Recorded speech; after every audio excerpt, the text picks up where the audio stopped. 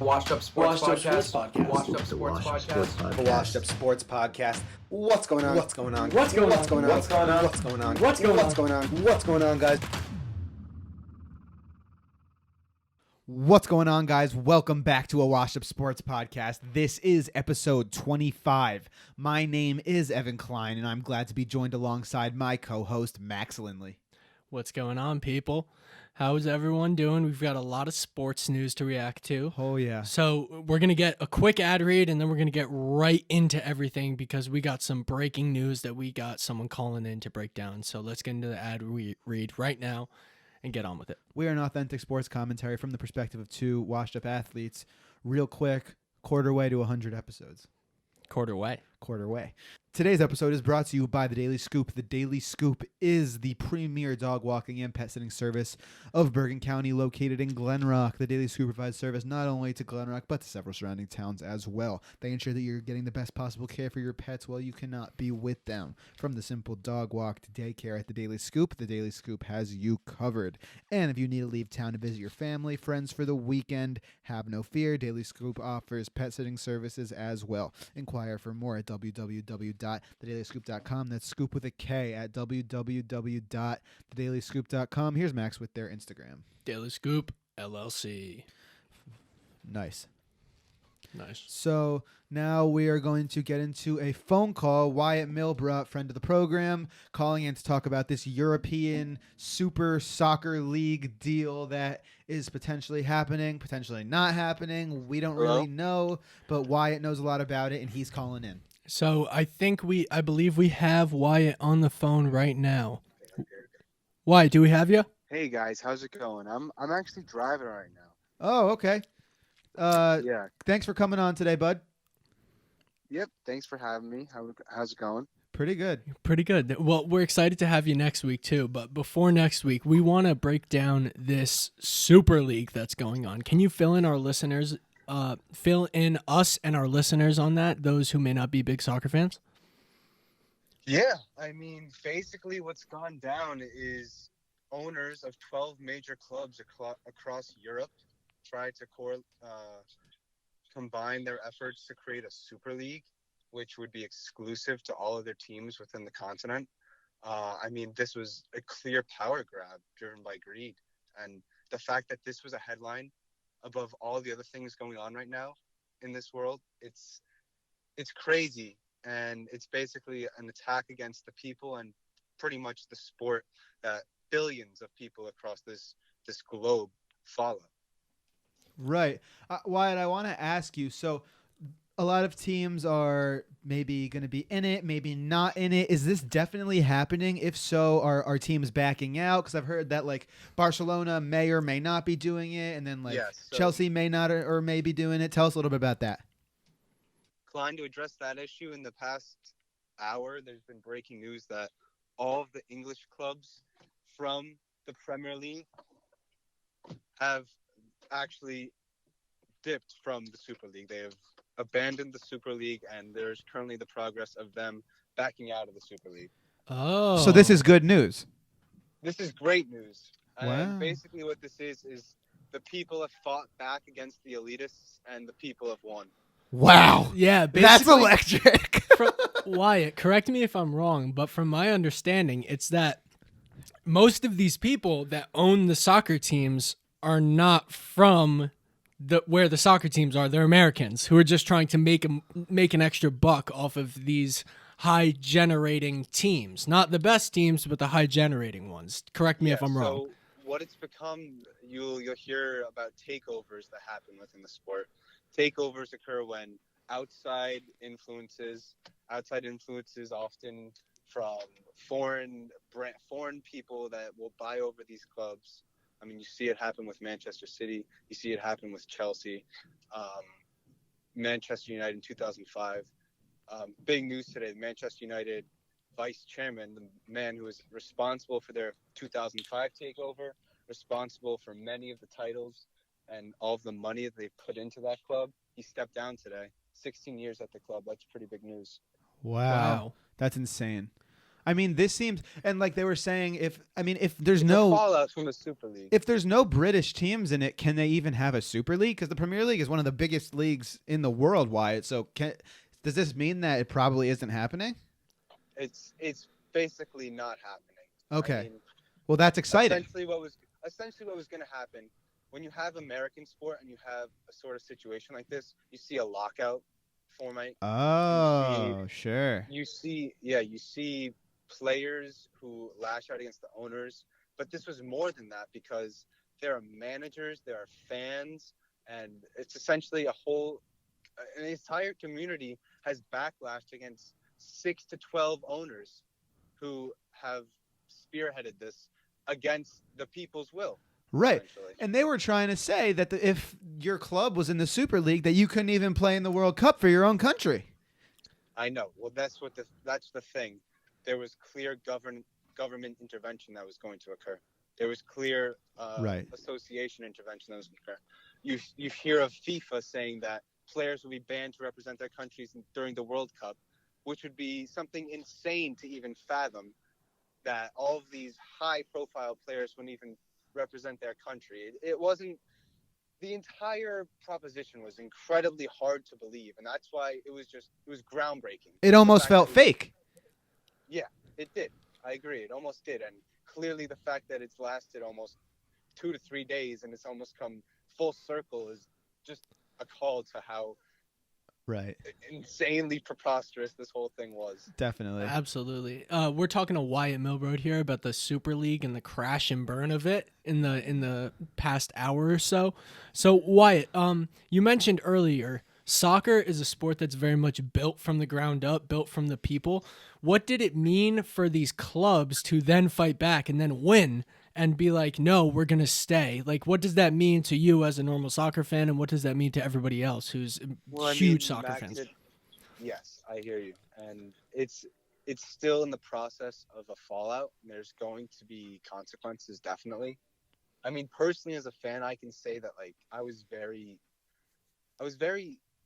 disgusted and sickened almost by what my own team was doing. It was hard to believe. And your team is? Tottenham Hotspur, based in North London. Sure. Yes. So, and I mean, all English fans felt it. All fans, I'm sure, within Spain and Italy who did not want this to happen. And I mean, you look at the big boys like in Germany. They didn't join, right? Yes, they were fully against this. Interesting. That's definitely interesting. If I can touch on that for a slight minute. Sure, please do. Of course, Wyatt. What you have in England and Italy and Spain are these owners who have pretty much total autonomy almost. Not total autonomy, but they have massive portions and massive stakes within these clubs. More so, it's really hard to believe the value of these clubs like Manchester United. I mean, probably more than the economies of I don't know how many South American countries combined, but you can start to think of how much money is pumped into this. And with Germany, what you have is the ownership pool is 51 plus. Essentially what that means. That's interesting. 51 plus. I'm not sure if I'm getting this right.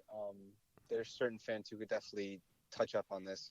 51 plus means that 51% of the ownership is within the fan base. I like that. That is that for our American football listeners. That is like the Green Bay Packers, whereas some of their organization is sold to their fan base.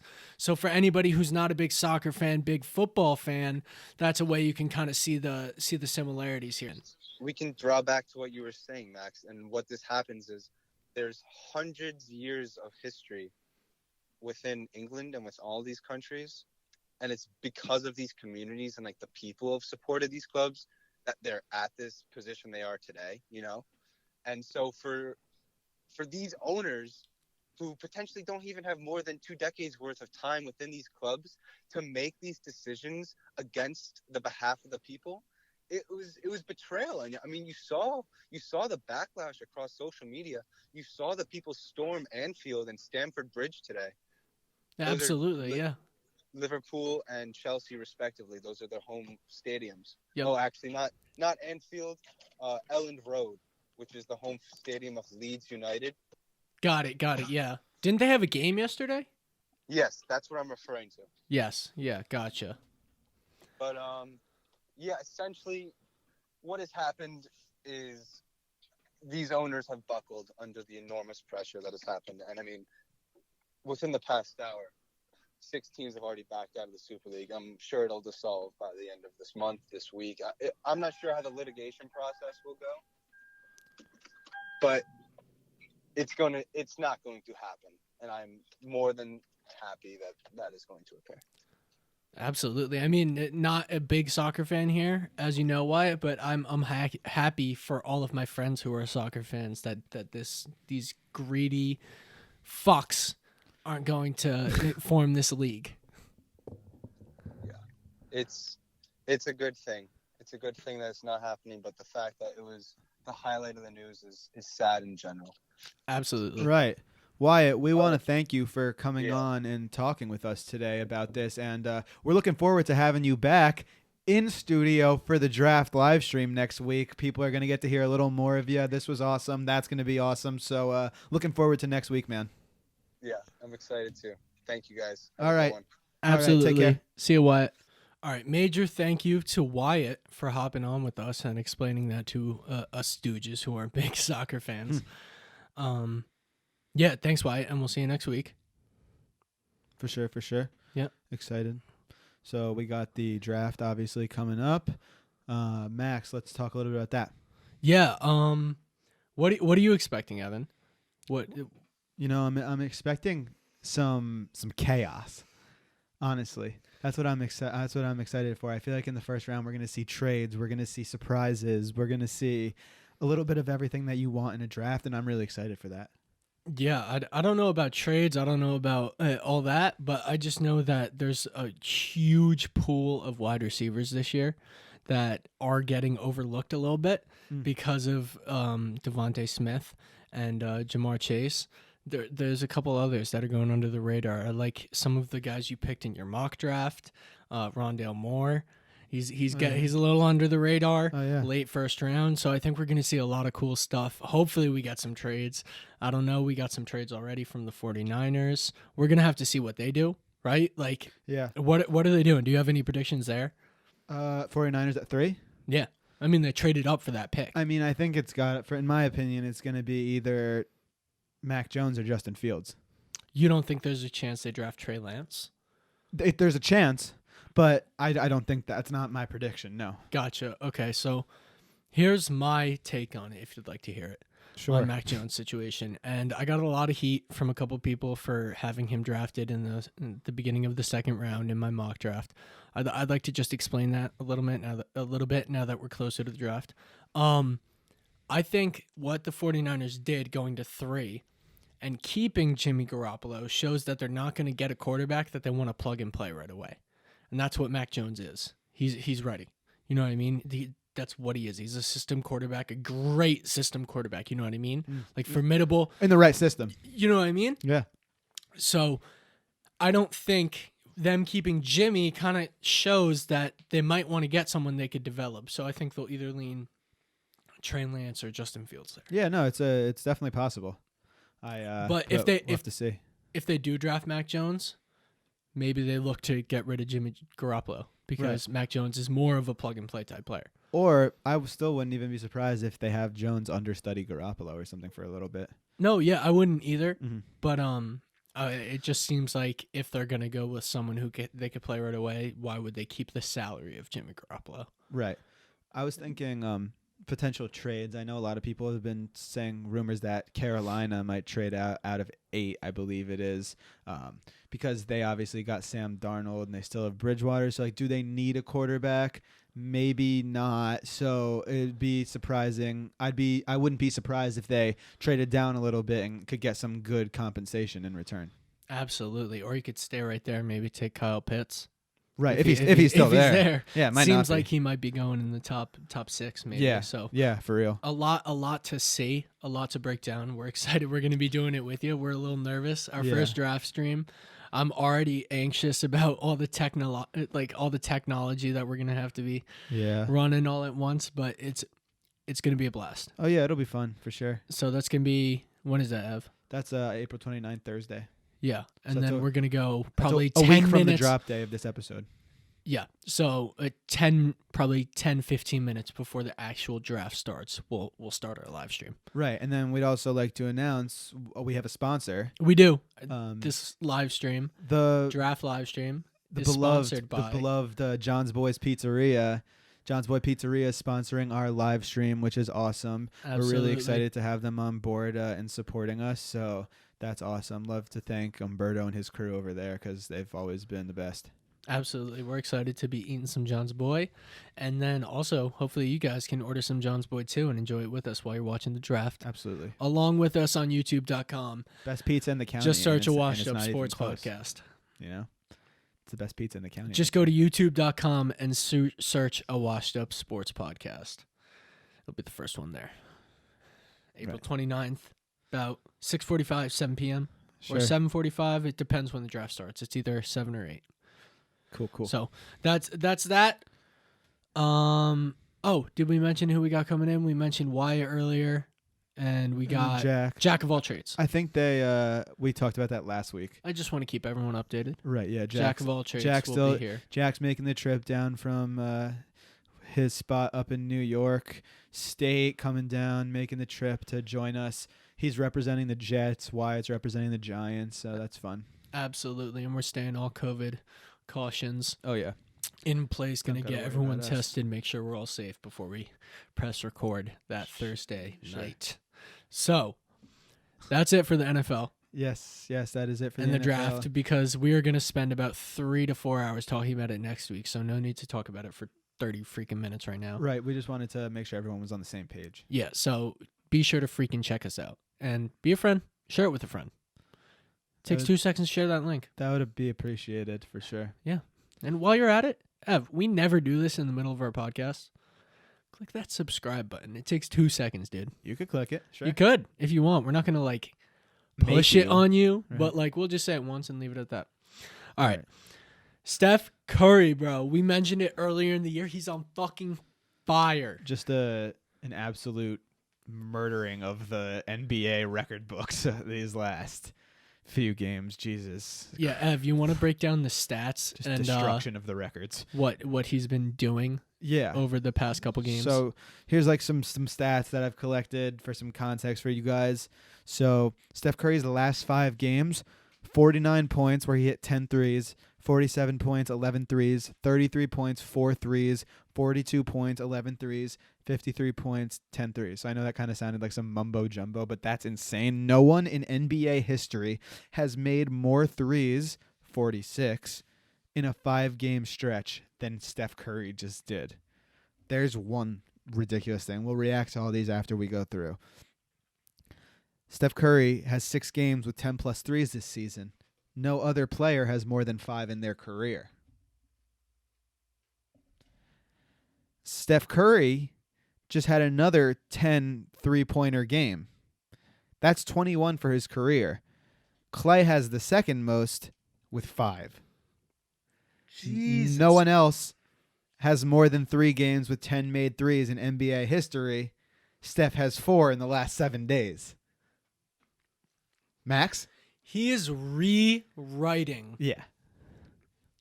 his Hall of Fame his itinerary, not his itinerary, his resume. He's rewriting his resume. You know what I mean? And you thought it couldn't be rewritten. No, I didn't. I've never said that. I never no, said I'm I thought saying it couldn't you, happen. in my general. Yeah, people. I'll be the first to say I never said that. I love Steph Curry, but I love him. he's literally, with the chance that he's gotten, he has now proved to everybody that he can do it on his own. This man is fucking magical. Right. And I'd like to say he's- something. One sec. He's cemented himself as not only one of the greatest point guards of all time, but hands fucking down, greatest shooter on the planet. That's what I was going to say. If you don't think Steph Curry is the greatest shooter of all time, please DM a Washed Up Sports podcast and get ready to absolutely just go toe-to-toe Catch in these argument. fucking hands! Exactly. So That was aggressive, but precisely, he's the greatest shooter of all time, and if this doesn't prove it, nothing will. It's true. just He insane. is. Yeah, I mean, Steph is the greatest shooter of all time, and that's Right. coming from two diehard Celtics fans who love Ray Allen. Right. Like, Yeah, but it's not even close anymore. it's not even a conversation anymore. Right. And also, it kind of got swept under. How do you say it? Got kind of. Swept under the rug. Yeah, sure. Curry's also like probably one of, if not the best point guard of all time. Yeah, he's up there for sure. It's got to be up there. He's got the rings.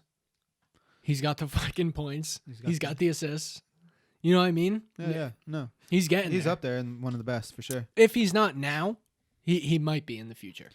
I mean, All I'm saying. let me just hear a couple of like on your list, like Allen Iverson. is Allen one of Iverson, them, like- Magic Johnson. yeah. I don't know. I feel when I think of guards, I usually think of shooting guards. You know what I mean? Yeah. I mean, there's. All right, so I looked up a list. Like these are what they say. Isaiah Thomas, the '80s Isaiah Yeah, I Thomas mean, on Chris the, Paul is up there. Yeah, he doesn't have any rings. though. Stockton, Yeah.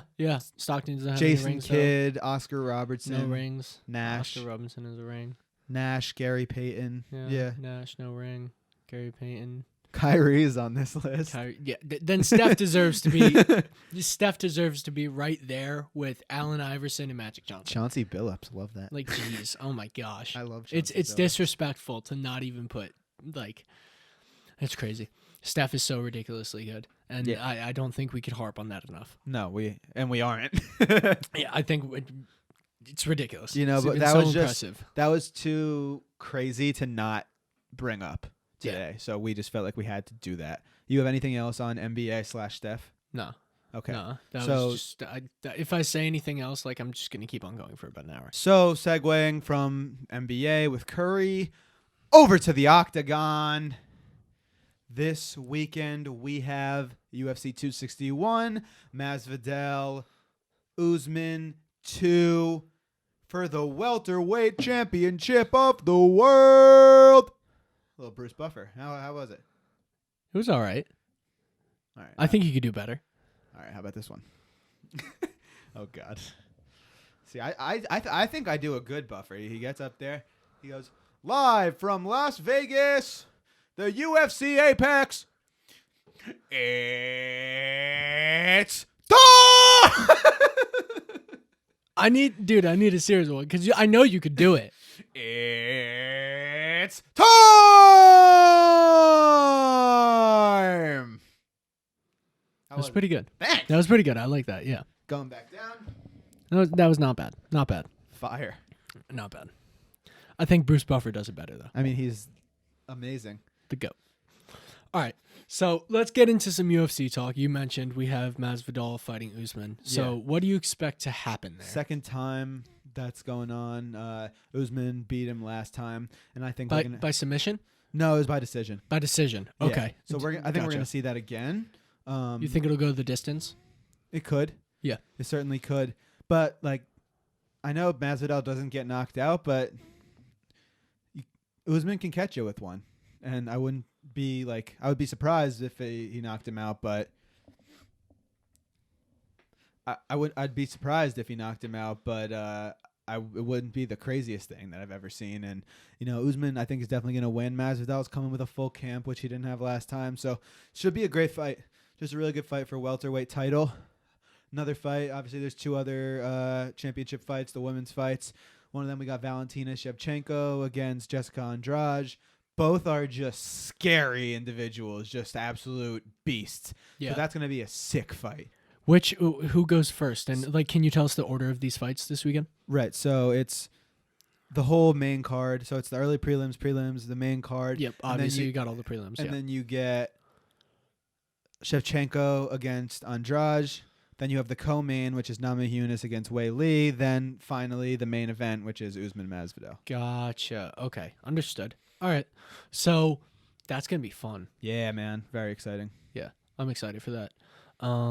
We had UFC last weekend too, but something that kind of overshadowed that was the Ben Askren and Jake Paul fight. I don't know if you wanted to touch on that a little bit, but that was fucking wild. Like, yeah, it was just embarrassing for Ben What- Askren, but what happened there? Like, we never actually talked about it. Like, what happened? Do you have a take on like what was going on? I mean, Ben Askren, let me put it this way. Everyone was like, "Oh, this is." I'm not saying okay. Jake Paul is a better boxer than I thought he was. I'll give him credit for that because he throws a pretty good punch. Like he's a better boxer than I originally thought he was. But I still don't. People are like, "Oh, this is the first time he's fighting a real fighter."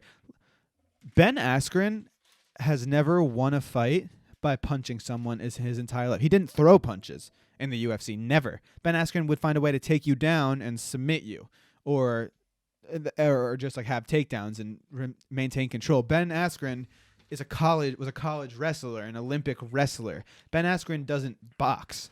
He doesn't throw punches. So when people say, "Oh, this was a real fight," I want Jake Paul to fight a professional boxer. Fighter, someone who knows how to throw a fucking punch. He has not done that yet. Once he does that, I will give him really big credit if he can beat a boxer or a real UFC fighter. It was a tough look for the UFC, but that's because Ben Askren doesn't punch. Yeah, tough look for Dana White too, losing 2 mil. So like Jake Paul, before you go out there saying you're the best boxer, fight a boxer, please. Absolutely. Nate Robinson's not a boxer. Honestly, fight a puncher.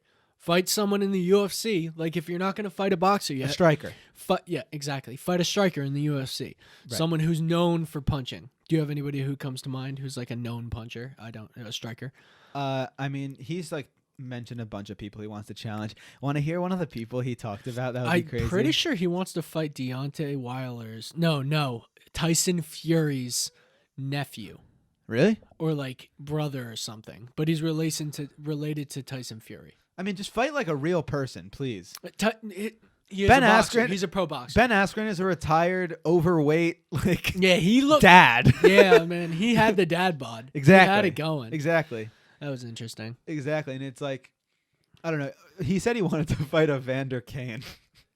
Evander Kane would knock the snot out of him. I know. Like, it's not even funny. I think so. Especially, like, it's one thing if they do boxing, but if they did, like, UFC, Jake Paul, like, MMA, Jake Paul is fucked. But no, boxing. Let's keep it to boxing. Boxing. Yeah, I think Evander Kane still has a harder fight. I mean, Evander Kane is a good fighter. Very good fighter. Yeah. Tom Wilson, very good. Piece of shit, but very good fighter. Yeah, he probably wouldn't box. But Evander, if I could see anybody boxing, it'd be Evander Kane. He went bankrupt. Yeah. He declared bankruptcy, so I could totally see Evander Kane for a quick payday Jesus just jumping in Christ. the ring. Oh my God. I didn't know that. Yeah. Jeez. Yeah, dude. Oh my God. Yeah, he would knock the snot out of Jake Paul. So like Jake Paul, for your next fight, please schedule a real fighter because all right, nice. You beat Nate Robinson, you beat the wrestler Ben Askren. Fight someone, please. And then you can call yourself all these things. But until then, stop. Heard. But anyways, we have a really big interview right now for everyone. We interviewed Pierce Coppola. For those of you that don't know, Pierce is a 6'8" pitching commit for Florida, just an absolute phenom. Had his first start yesterday against Caldwell, went 5 innings, 11 strikeouts, 1 hit allowed. Pierce is doing big things, and he's going to do big things at Florida next year. Looking, he's going to be a guy who's getting draft looks going forward. So without further ado, the interview with Pierce Coppola. All right. We are now happy to be joined by Pierce Coppola, Florida baseball pitching commit, 6'8", 215 pounds. Pierce, thank you so much for coming on the show today, man. Welcome. Thank you. Thanks for having me. No problem. So we're going to jump right into it. So obviously, senior year coming up, big year for you. So you committed to Florida. So, at the end of your decision, when it came time to decide where you wanted to go to school, why did you choose Florida and what other schools were you considering? Yeah, so actually in the beginning, I was committed to University of Virginia. I committed there after my sophomore year of high school. And then this summer I came out and I played pretty good. So I got some other offers from other schools, and I think Florida was just the warm weather, and I was a lot more comfortable with teammates and everyone I knew there. So yeah, I totally get that. I mean, so was Florida somewhere that was always on your mind? And when you committed to Virginia, you were like, if Florida comes knocking, that's where I want to go. Yeah, honestly, yeah. I always wanted to go somewhere south, but early on in my recruiting process, it was kind of stressful, and I just wanted to get it over with. So I fell in love with Virginia at first, but after I got the offer from University of Florida, I jumped right on it. So being able to commit to a top 25 school in the nation, a team that's always up there, that has to be really cool. Like tell me a little bit about how that feels for you to just like know your accomplishments and everything have paid off and kind of being able to, go to a top school for baseball. Yeah, I mean, I've been putting in the work for a long time. I've been working with my pitching coach, Jim Wadika, since I was in 8th grade. So a little bit of myself knew that I was going to be able to do this, but being able to go to a top 25, a Power 5 school was kind of crazy.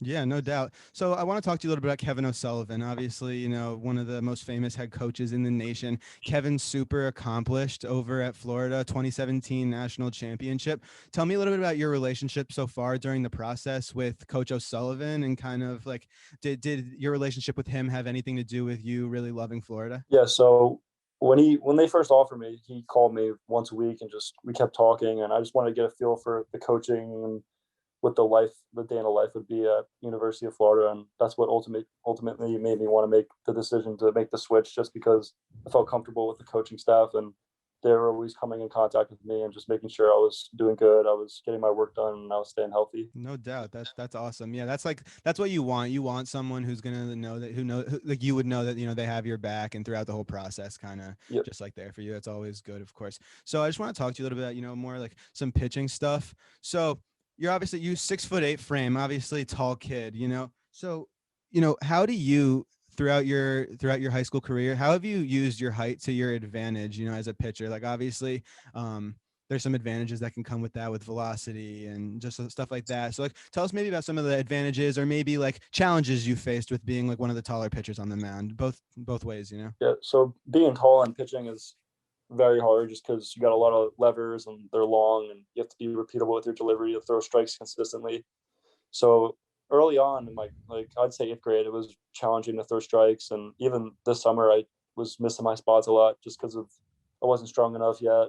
But since September, I've put on a couple pounds and I've got a lot stronger. So I'd say now it's the best I've felt throwing, just because I'm used to my body. I'm just developing myself, and I'm just learning my body, so I know how to make the changes. And then working with my pitching coach, just looking at video and biomechanical analysis, and just learning a lot. And then if you learn, you can put that onto the field and into my mechanics. So that's what really helped me this off season. Love it.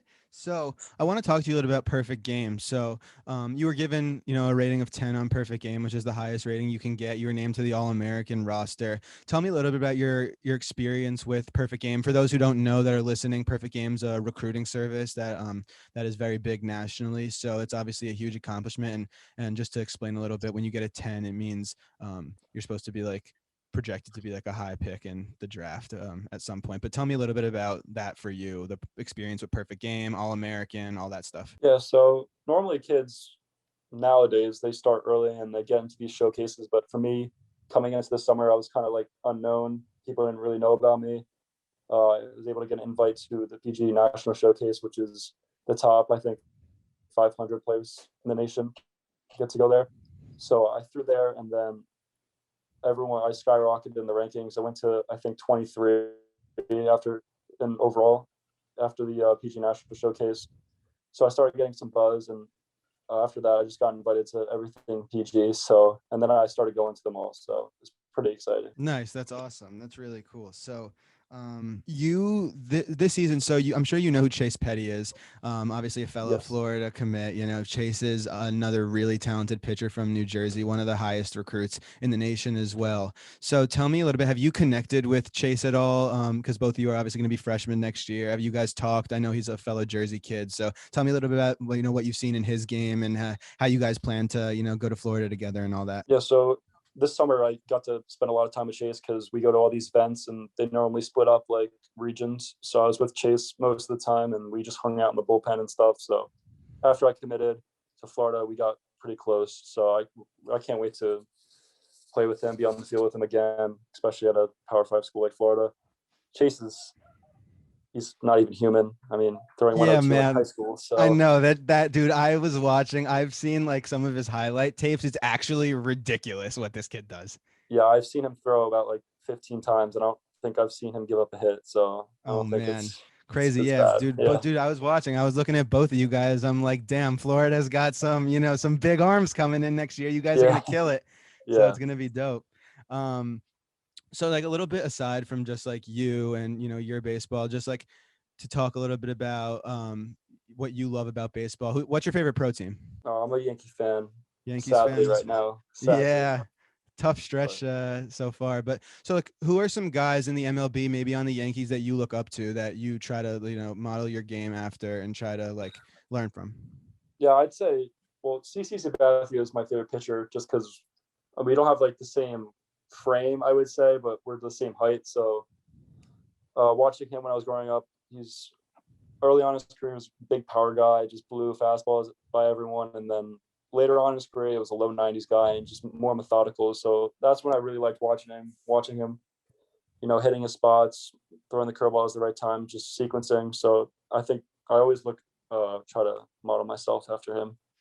Gotcha. I like that. I know. I've seen some like maybe a Chris Sale comparison. AJ Puck, that 3/4 arm slot. That tall pitcher up on the mound. What about you? Like those guys? Yeah, especially AJ Puck because he came from University of Florida. Yeah, too, he was a so. Florida guy too. Yeah. Yeah. So do you see yourself? Are you a starter? Like, do you want to be a guy who goes 7+, 6+, or you're going to see yourself coming out of the bullpen in the future? What's your like what role do you feel like you thrive in the best? Yeah, I think I feel I'm obviously a starter just because I don't really let pitches rip. Really, I'm like a 90% guy. So I just stay at 90%. I'll hit my 91, 92, topping 94. Just trying to hit my spots, and then I feel like I can go really deep into games. I can hold my velo for 70 pitches, 80 pitches, 100 pitches. I'm not really a big reliever guy just because my routine has been a starter my whole life. So I have a big routine and stuff. So yeah, no doubt. I want to ask you, funny question here. So are you a pitcher only? Do you hit nukes? Like I had to ask, like, do you hit too, or do you just pitch? No, I'm a big PO now. I Let's go. I used to hit. I was in freshman year of high school. I hit for varsity, but then going into that summer, I was PO, and then I tried to hit my sophomore season in high school, and I was like, I can't do this anymore. So I stopped after that. So nukes are a thing of the past? Oh, yeah, definitely. That's funny, no doubt. All right, man. Pierce, I just want to wish you best of luck next year at Florida. This was an awesome interview. Really good getting to know you, and good luck. You're going to do big things, bro. Thank you. Thanks for having me on. No problem, man. All right, keep in touch. Yes, sir. All right, take care. Welcome back from that interview with Pierce Coppola. Pierce in the summer ranked number 22 nationally out of all the high school baseball players in the country, which is just wild. Kid's just a beast. So throws fucking 94 miles per hour. Yeah, I mean, it's ridiculous. Yeah, dude. I couldn't even dream of it. I'm excited to watch him on television next year. Me too. I'm excited to see him in college, at Florida. It's going to be amazing. It's going to be cool in the future to be like, yeah, we interviewed that kid in high school. Yeah, absolutely. I mean, he said he's looking to become a what's it called? Do you pitch the whole game? Starting pitcher. Yeah, he's looking to be a starting pitcher. Yeah. And the one thing that really just shocked me, he goes, I'm a 90% pitcher. Oh, that was interesting. I'm like, you throw 94 at 90%? Right. You throw 90 at 90%? Right, that was interesting. What do you do at 100? Right. What's 100%? That's got to be fucking scary. So if he was going 100%, would that make him a closer? And then he just like goes in and just gasses like 98 down the pipe? Like, Jesus. But seriously, he has some good stuff. I was watching some film on him too. It's just nasty. on YouTube. It's nasty. He has some really good stuff. Yeah. Yeah, awesome no doubt. to see. So, Thank you, Pierce, for coming on. Yeah, that was so awesome. But anyway, today's episode is also in partner with Advanced Office Furniture. Advanced Office Furniture. Since 2003, Advanced Office Furniture has been providing the New York metro area with the highest quality custom furniture. All of their furniture is produced in their state-of-the-art manufacturing facility here in New Jersey and never outsourced. Your business is unique, so why don't you choose to furnish it with specialty furniture that is built to last? With high-quality customized solutions, no matter what your needs are, Advanced Office Furniture will surely exceed your standards. Now doing work for storefronts, kitchens. They did our podcast studio, really anything everything you need, they've got you covered. Advanced Office Furniture brings creativity and originality. You know it's hard to find people these days that work to ensure satisfaction, and they truly do. Check them out and inquire for more at www.advancedofficefurniture.com. That's www.advancedofficefurniture.com. Check them out. That was dope. That was dope. Love them. So- Socks. The Sockies Oh yeah, looking great. favorite First part in of the the AL day. East. Nate Eovaldi looking like a motherfucking baller, Nasty Nate, as he baby. is. The whole team looking great since they switched up to the Boston Strong uniforms. Does it mean something? Maybe. Does it not mean something? Maybe not. We don't know. Can never really say. I mean, not just since they switched the uniforms. They've ever since after the first 3 games of the season, they've looked great, standing at 11-6 in first place in the AL East. Absolutely, It's bro. awesome, man. Absolutely, yeah. They're playing really well. And one of the questions that I've heard is like, can they keep it up? And it's like, they don't have to keep it up. They just need to keep it at like 70% of what they're doing right now. Yeah. They're absolutely obliterating teams. Yep. So they don't have to like obliterate teams for the rest of the year, but they have to play decent baseball for the rest of the year. And they've shown they're extremely capable of doing that. Right. Their lineup is really good, but people were questioning their bullpen, their rotation, and both of those things have shown that they can stand up in big moments, and they can, make meaningful pitches and, pitch in the big moments, and that's important. At this point, why are you surprised that the Red Sox are good? I'm not surprised the Red Sox are good. I thought the Red Sox were going to be good. The Red Sox have a very good lineup with every type of piece that you need to be a successful team and make a playoffs, and their pitchers, if they continue doing what they're doing, are going to be what they need, and then they could get another one at the deadline or something like that. But don't be surprised if the Red Sox are good this year. I don't want people to treat the Red Sox like they weren't supposed to be good, because they're good. Yeah, absolutely. And then we also wanted to touch on the Yankees. Yeah, sucking. Right, 5-10, big losing streak. The issues going on with them, it's like the Yankees are going to have a turnaround at some point in the season. It's just a matter of when. They're going to hit their home runs. They're going to have, they've got good bats in the lineup. Their pitching is an issue, but right now they're striking out a lot, and that happened. 27 strikeouts in 2 days, like that's absurd. That's funny. But Kluber, like everyone's making a big deal about the Kluber signing. Kluber's not that good. After Cole, they need to figure something out. The bullpen's good. The Yankees have a good bullpen. After Cole, they need to figure something out. What can they do when you're in that slump situation? What can you do to fix that? Do you, like as a pro team, and you're 27 strikeouts in 2 games. You have to how do you fix that? You just have to work out of it. It's just like go up there and try not to let your confidence get affected, and just go up there with the same mindset every plate appearance, honestly, and do you go with your best pitcher? Well, no, you stick with the rotation. You go up there every day. You can't just have one pitcher that you trust. You have to. He's only going to pitch once every 5 days, so you kind of need a reliable rotation. Whoever you put out there, you're going to have to need either the bats to back him up. You just gotta baseball it's a very long season, and people are panicking over 15 games for the Yankees, but there's a lot of time to turn it around. Go up there with the same mindset every day. Got it. That's how you. Understood. I've been very removed from the MLB, so I need filling in sometimes. It's unfortunate. Not really. It's quite all right by me. I've gotten more into golf. It's opened up that opportunity. So, but it's good to see the Red Sox doing well and the Yankees doing poorly. Before we wrap up MLB, I know you wanted to touch on the other New York team, because Sure. they haven't been as bad as the Yankees. I mean, they're in first place. Exactly. Yeah. Exactly. So, want to touch on the Mets real quick? Yeah, of course. We've got a lot of Mets listeners. Mets have been, picking it up. I want to say people are like, well, the bats haven't been supporting as well as you want to. The Mets have a scary lineup, and it's going to come alive sooner than later. Just stick with it, Mets fans. Be patient, especially once you get Carrasco and Syndergaard back. Complete that rotation. You get Joey Lucchesi back in the bullpen. Very, very good reasons to be optimistic if you're a Mets fan. I think they're a dangerous team in the National League, and just wait on it.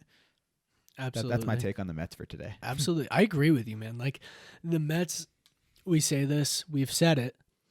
Their fans are so loyal, and it seems like it's almost time. It's time for them to be good. It's time for them to actually have run support for their pitchers. It's time for them to actually like put together a formidable season and go deep in the playoffs. You know what I Yeah, mean? Since their It World feels like Series it's run. time. Yeah, I mean, last time they had a really good run was their World Series run. so- Yeah, and then before that, a very long time. Yeah. So, it's good to see for the Mets.